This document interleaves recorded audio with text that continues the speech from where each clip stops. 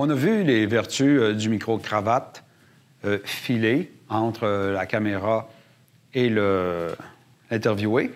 C'est une solution très simple, pas de batterie, un fil à gérer, on se branche dans la caméra et on gère les volumes sonores via la caméra et la piste audio de la vidéo que vous allez télécharger dans votre ordinateur va contenir le son de qualité, le son qui provient du micro-cravate. Donc, c'est une solution clé en main où tout est réglé. Par contre, il y a quelques désavantages. C'est qu'il y a une corde à linge entre vous et l'interviewé. Et cette corde à linge-là est limitée. Elle a au maximum 4 mètres.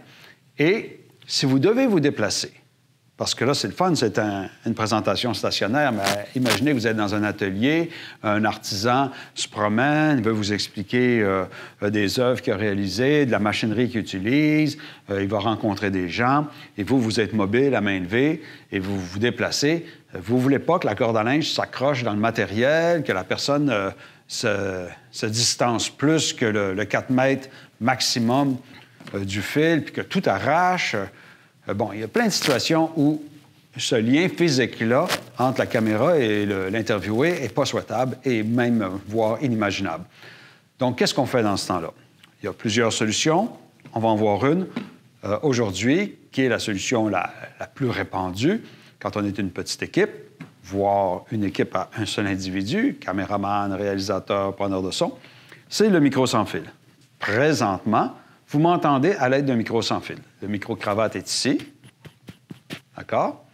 Et derrière moi, il y a l'émetteur. Peut-être que tu pourrais zoomer un peu sur l'émetteur. Alors, l'émetteur, c'est un appareil à batterie avec une antenne. Eh oui, elle est ici, l'antenne, qui est reliée par un fil qui est caché dans mes vêtements au microphone et qui transmet vers la caméra à un récepteur qui, lui, est branché dans la caméra, le signal. Ça, c'est le récepteur de la caméra et ça, c'est l'émetteur. Deux appareils qui se ressemblent, mais qui font l'inverse.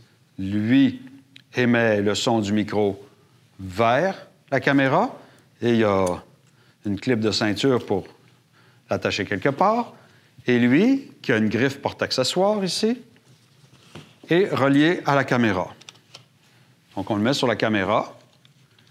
Et pour qu'il réussisse à parler à la caméra, bien, on se sert de l'entrée microphone de la caméra,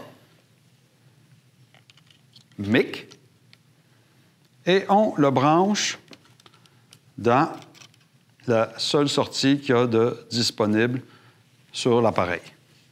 Il y a des batteries dans cet appareil-là qui vont ici, et il ne faut pas oublier de le mettre on. On se ramasse avec une unité assez légère qui nous donne de la mobilité. C'est pas une solution bon marché. Le SmartLav qu'on a vu précédemment, je crois que c'est autour du 70 $.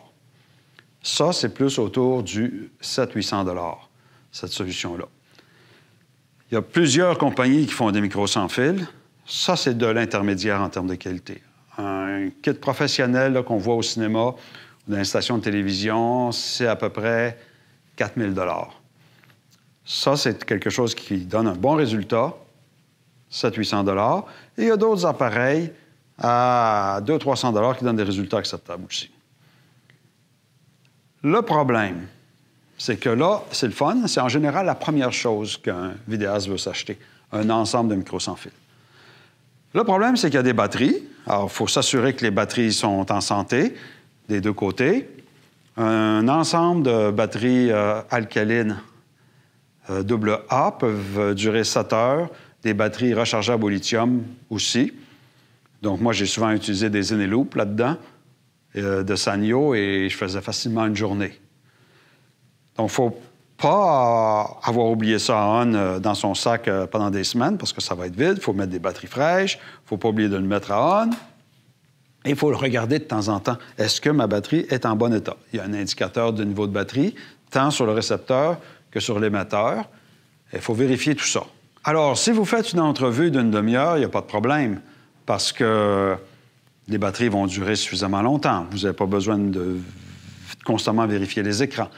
Mais si vous suivez quelqu'un qui va vous présenter un atelier en avant-midi, en après-midi, puis vous laissez la personne avec le microphone toute la journée, il va falloir commencer à faire un suivi. Donc, c'est des beaux appareils.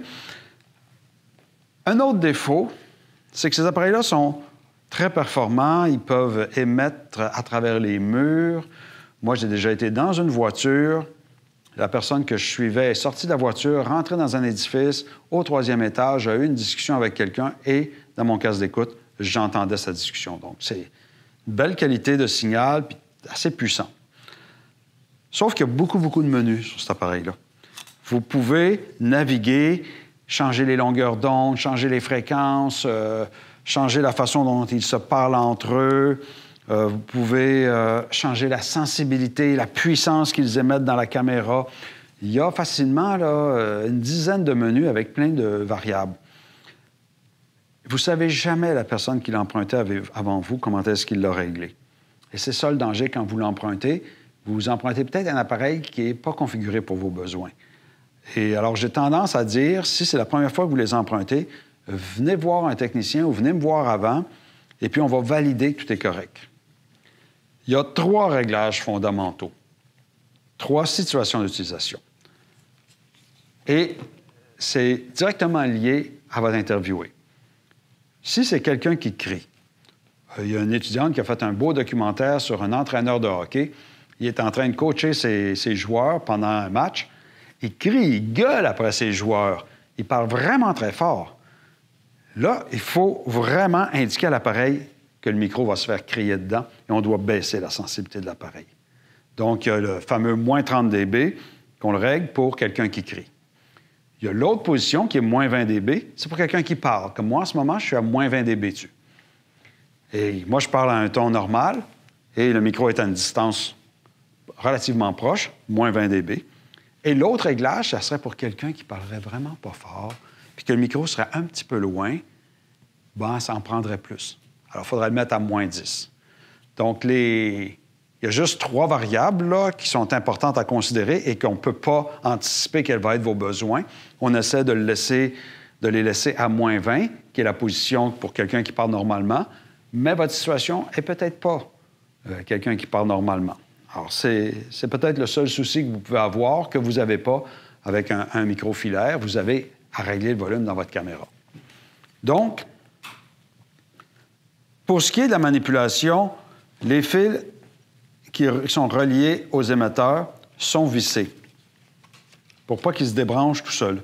Alors moi, j'ai tendance à vous recommander de tourner l'appareil plutôt que de tourner le fil.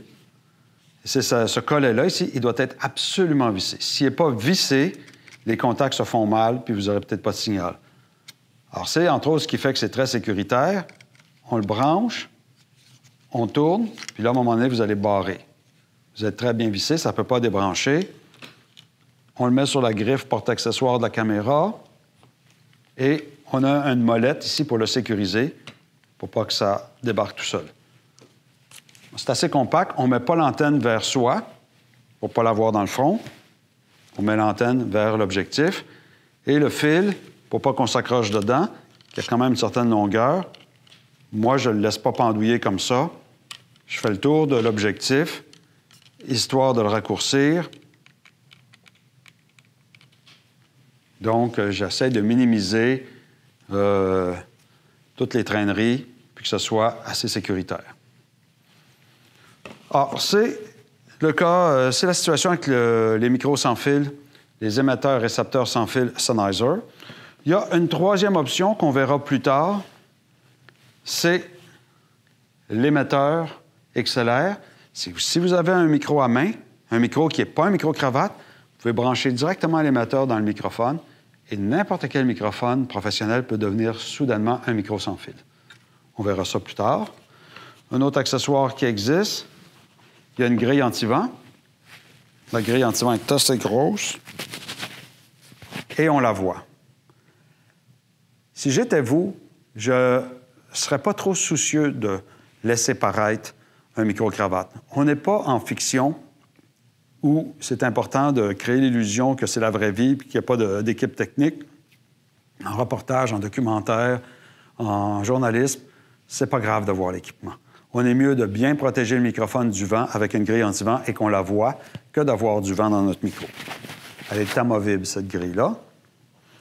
Et finalement, il y a un connecteur pour les caméras professionnelles. Au département, on a des caméras que l'entrée microphone n'est pas la prise 1.8, 3.5 mm, mais plutôt le gros connecteur XLR avec la barrure. Donc, dépendamment de la caméra ou l'appareil dans lequel vous devez le brancher, vous utilisez le bon fil de raccord. Le reste, c'est simple. Dans le couvercle, on cache, on dissimule une photo. Beaucoup des équipements du département qui sont prêtés dans des valises ont caché derrière la mousse ce que vous devez retrouver dans la valise et comment c'est organisé. Et quand vous avez fini, vous remisez ça, vous retirez les batteries. Les antennes ne doivent pas être dans la penture ici pour se faire casser. Et puis, vous démontez tout ça. Les fils sont courts, donc il n'y a pas de souci d'embobinage. Retirez les piles. La forme des trous vous indique dans quel sens les mettre. Le micro-cravate, lui, va dans le petit panier ici. Et, bang, hop là, on remet la mousse. Et on est en affaire.